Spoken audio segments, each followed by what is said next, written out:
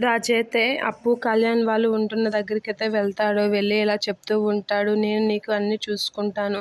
ఇంట్లో ఎవరు నేను ఏ మాట అనకుండా నేను చూసుకుంటాను కళ్యాణ్. నువ్వు ఫస్ట్ ఇంటికి రా, అక్కడికి వెళ్ళాక అన్నీ సర్దుమణుగుతాయి అనేది అంటూ ఉంటాడు. ఆ మాటలకి అప్పు అయితే ఏం మాట్లాడకుండా అలా చూస్తూ ఉంటుంది. ఇక కళ్యాణ్ అయితే లేదన్నయ్య, నేను ఆ ఇంటికి మరి ఎప్పటికీ రాను. నేను వచ్చి మళ్ళీ అప్పుని అక్కడ అందరూ బాధ పెడుతుంటే ఏం చేయలేని పరిస్థితుల్లో ఉంటాను. ఇప్పుడు నువ్వు ఆ వదిన్ని అందరూ బాధ పెడుతుంటే నువ్వేం చేయలేని పరిస్థితిలో ఉన్నావో నేను అలానే మారుతాను. కాబట్టి నేను అక్కడికి రాను.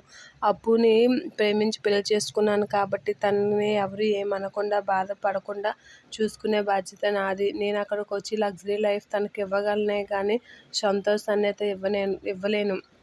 తను అక్కడికి వస్తే హ్యాపీగా కూడా ఉండదు అనైతే కళ్యాణ్ అంటూ ఉంటాడు. ఆ మాటలకి రాజు అయితే షాక్ అయ్యి, నా ప్రకాశం బాబాయ్ అయితే చాలా తల్లడిల్లిపోతున్నాడు రా నీ వల్ల. నువ్వు లేకపోతే చాలా బెంగ పెట్టుకుంటున్నాడు, ఏం తినడం లేదు అనేతో అంటూ ఉంటాడు. మీ నాన్న కోసమైనా రారా అని చెప్పి అయితే అంటూ ఉంటాడు. కావాలంటే వచ్చి చుట్టారకంగా వచ్చి చూసి ఒకరోజు ఉండి వెళ్ళిపోతానే కానీ అక్కడే పర్మనెంట్గా అయితే ఉండనన్నయ్య.